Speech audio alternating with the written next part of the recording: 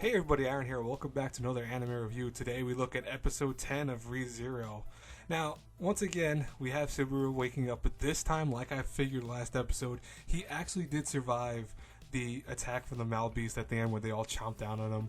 And Puck's actually one to tell him, oh yeah, you survived it. They were chomping down on you, but luckily Amelia, Rem, and Ram, both of them, saved his life.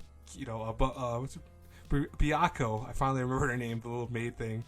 No, she's not a maid, she's like a little magician girl. She actually was the one who removed a lot of the curses from. Now, after he goes around town visiting all the kids to make sure they're okay too, he does learn from Byakuo that there was a deeper curse planted inside of him by one of the Malbeasts. And even though they were able to remove most of them, they couldn't remove this one, and it's going to kill him by the end of the half day. So essentially, he asked, out of curiosity, like, is there any way I can actually live? And obviously there is some way for him to live. It's that all the creatures must be killed and defeated before the end of the day. But he then puts two and together. The person he did not see at all was Rem. He didn't see her since the beginning of this. Rem went out into the forest and already is waking her inner beast to fight all the other Malbeasts and to kill all of them before the end of the day to save Subaru's life. Now Subaru and Ram decide, we need to go and save her. We can't let her, die, and we can't let her struggle through this alone. So they go out in the forest. They do go, and meanwhile, while she's in the forest, she is getting messed up, like, badly. I mean, she's fighting everything, but she's also becoming crazed, like the demon inside of her is activating. Now, Ram and Subaru both get cornered by a lot of Malbeasts. They run off. Of course, very much ensues from this point forward. They start going through all these things of trying to attack them. She runs out of energy. She can't, do anymore. He's carrying her all away. They fall down a hill, and they actually run into Rem because the fact of the matter is that Subaru then has an idea beforehand. This is before he actually went off and to search for it. Is to tell her about his returning to death. And as soon as he activates that, there's always a kind of strong lingering sense from that witch. She actually, by him doing that, it caused all the Malbeasts to chase them. That's the reason why they had to run in the first place.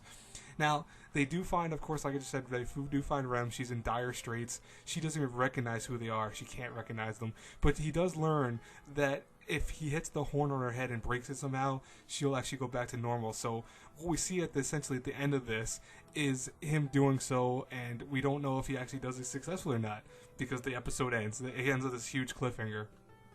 Honestly, though, I think this episode had just a little bit of everything. It had a little bit of action, a little bit of drama, but really was a really action-heavy episode. You see Rem kicking ass. Or is it Rem? It's Ram, I think. You see Rem kicking ass, hitting all these demons and stuff like that, one hit with a mace. And you even see Rem doing some decent work when it comes to using her wind magic, apparently, that she could use, slicing some of them in half and stuff. That's pretty cool. Subaru was kind of useless with, his sword that broke immediately when he tried to stop the fall off a cliff. And, he learned that it was given to him by the villagers. They said it was the sharpest sword, but that thing broke almost on, 2 seconds in of him actually using it. So he was kind of useless in many ways. Like, when he first went to break her horn, he actually missed.